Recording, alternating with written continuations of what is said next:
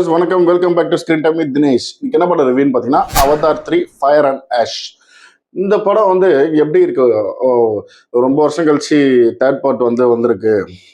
First பார்ட்டுக்கும் second பார்ட்டுக்கும் இதுக்குள்ள difference இருக்குமா, எப்படி மேக்கிங் எப்படி இருக்கும், ஒர்த்தா ஒர்த்தலையான்னு ரொம்ப ஜென்யூனாக ரிவ்யூ பண்ண போகிறோம். அதுக்கு முன்னாடி சேனலை சப்ஸ்கிரைப் பண்ணாதவங்க சப்ஸ்கிரைப் பண்ணுறீங்க. இந்த அவதார் ஃபயர் அண்ட் ஆஷ் இந்த படம் ஜேம்ஸ் கேமரான் இவர் எப்பவுமே கொஞ்சம் நல்லா வெயிட் பண்ணி அதுக்கான கேமராலாம் கண்டுபிடிச்சி நல்லா அந்த விஷுவல் எஃபெக்ட்ஸ்லாம் நல்லா சூப்பராக வரும்னு சொல்லி அந்த மாதிரி தான் மேக் பண்ணுவாங்க. சேம் செகண்ட் பார்ட்டில் பார்த்தீங்கன்னா அவங்க ஒரு ஐலாண்டில் பார்த்தீங்கன்னா அந்த அவங்க இருப்பாங்க. அவங்களோட லைஃப் ஸ்டைலில் எப்படி இருக்கும், அங்கே கடலுக்குள்ள இருக்கிற ஒரு அந்த மிருகங்கள்லாம் எப்படி வாழுது அந்த மாதிரி எல்லாம் காமிச்சு அங்கே அட்டாக் பண்ணுற மாதிரி காமிச்சு அங்கேருந்து இவங்க எப்படி எஸ்கேப் ஆகிறாங்க அங்கே அந்த மாதிரியாக தானே காமிச்சிருப்பாங்க. சேம் இதுவும் அதோட கண்டினியூஷன் மாதிரி தான் இருக்குது. தேர்ட் பார்ட்டில் பார்த்தீங்கன்னா இதுவும் அவதார் ஃபர்ஸ்ட் பார்ட்லேருந்து ஆல்ரெடி பார்த்தீங்கன்னா நாங்கள் ஹியூமன்ஸ்ட்டு அவதாராக மாதிரி இங்கே அவதார் ஃபேமிலியில் வாழ்ந்துட்டு கல்யாணம் பண்ணி குழந்தெல்லாம் இவருக்கு பிறந்திருக்கோம். இவர் ஒரு ஃபேமிலி ஹீரோ ஒரு ஃபேமிலியாக வாழ்ந்துட்டு இருப்பார். கர்னல் அதில் பார்த்தீங்கன்னா ஃபர்ஸ்ட் பார்ட்டில் ஒரு கர்னல் இருப்பார். அவரோட பையனை இவங்க கொண்டு வருவார். கர்னல் செத்துட்டாங்கன்னு நினச்சிருப்பாங்க. அவர் பார்த்தீங்கன்னா இதில் அவதாரா வருவார். அவதாரா திருப்பி இவங்க இருக்கிற இடத்த கண்டுபிடிச்சி இங்கே அந்த இவங்களை கொண்டு போய் திருப்பி அந்த ஆர்மிகிட்ட ஒப்படைக்கணுன்ற ஒரு மிஷினோட வருவார். அதை கடைசியில் அவரோட எண்ணம் நிறைவேறிச்சா இவங்க எல்லாம் சேர்ந்து அந்த ஆர்மி திருப்பி எடுத்தாங்களா, எதிர்த்து நின்று போராடினாங்களா, இல்லை அங்கேருந்து என்ன ஆச்சு அப்படின்ற மாதிரி தான் ஒரு ஸ்டோரி. இதுவும் சேம் செகண்ட் பார்ட்டோட கண்டினியூஷன் மாதிரி தான், அதே மாதிரி ஸ்டோரி தான். சேம் இவங்க பார்த்தீங்கன்னா இவங்களுடைய இடத்த கண்டுபிடிச்சி இவங்க அழிச்சு இவங்களை கொண்டு போய் அவங்க கேம்பில் வைக்கணும்னு நினைப்பாங்க. இவங்க ஒரு வார் எடுப்பாங்க. அந்த வார் பண்ணி கடைசியில் என்னாச்சு, எவ்வளோ உயிர் மிஞ்சிச்சு அப்படின்ற மாதிரி தான் இந்த படம் போகும்.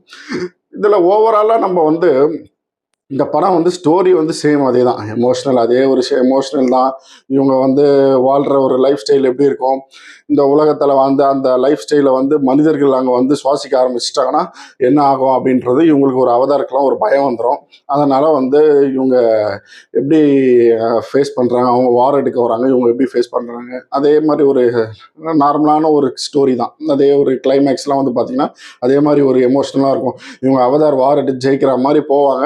திருப்பி அவங்ககிட்ட இருக்கிற எக்யூப்மெண்ட்ஸால் இவங்களால தாக்கு பிடிக்காம திருப்பி தோக்குற மாதிரி அப்படி நிறைய பேர் உயிரெல்லாம் இழந்து செத்து போய் திருப்பி கடைசியில் ஜெயிக்கிற மாதிரி போகிறாங்க. அதே மாதிரி ஒரு எமோஷனல் சென்டிமெண்ட்டான ஒரு ஸ்டோரி தான். ஒரு ஸ்டோரியில் கதையில் எந்த ஒரு சேஞ்சஸுமே இல்லை.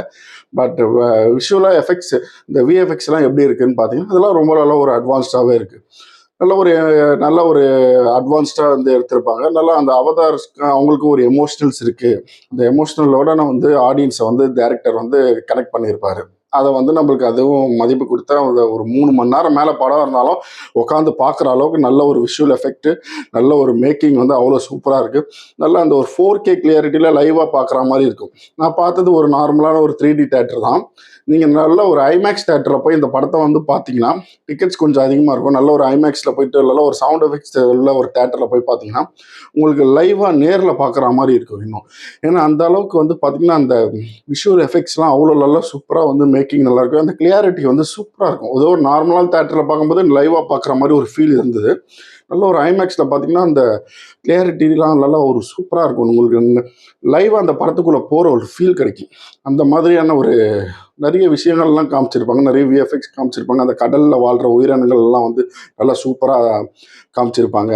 அந்த அவதார்ஸ்லாம் எப்படி அங்கே வாழ்கிறாங்க, அவங்களோட லைஃப் ஸ்டைலில் அந்த இதெல்லாம் விஎஃப்எக்ஸ் மூலிமா எஃபெக்ட்ஸ் மூலிமா நல்லா ஒரு சூப்பராக மேக்கிங் டைரக்டர் அவுட்ஸ்டாண்டிங்காக கொடுத்துருப்பாங்க. கிட்ஸ் எல்லாம் கூட்டிகிட்டு போய் நல்லா ஒரு என்ஜாய் பண்ணலாம். ஒரு 3 ஹவர்ஸ் படம் உங்களுக்கு பார்க்குற ஒரு ஃபீலே இருக்காது. அந்த அளவுக்கு என்ஜாய் பண்ணி பார்ப்பீங்க. லாஸ்ட்டு கிளைமேக்ஸ்லாம் அந்த ஃபைட் சீக்வன்ஸ்லாம் அவ்வளோ ஒரு சூப்பராக இருக்கும். நல்ல ஒரு செகண்ட் பார்ட்டை விட இதில் நல்லா அந்த ஃபைட் சீக்வன்ஸ் அந்த மேக்கிங்கு எல்லாமே நல்ல ஒரு சூப்பராக இருக்கும். ஸ்டோரியில் நல்ல ஒரு ட்விஸ்டராக கொடுத்துருப்பாங்க. ஓவராலாக அந்த ஒரு பெஸ்ட்டு ஒரு டைரக்டர் எப்போவுமே ஒரு பெஸ்ட்டு குவாலிட்டியே கொடுப்பாரு. அதே மாதிரி இந்த படத்தில் பார்த்தீங்கன்னா ஒரு பெஸ்ட்டு ஒரு குவாலிட்டியே கொடுத்துருப்பாரு.